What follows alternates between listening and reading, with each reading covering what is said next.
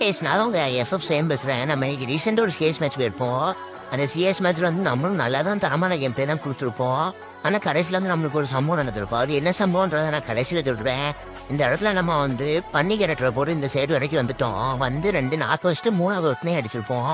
ஏன்னா ஒருத்தன் வச்சு நம்மளுக்கு ஒரு தரமான ஏசு, அவனையும் கடைசியில் தலையிலே அடித்து ஏசு அடிச்சிருப்போம்.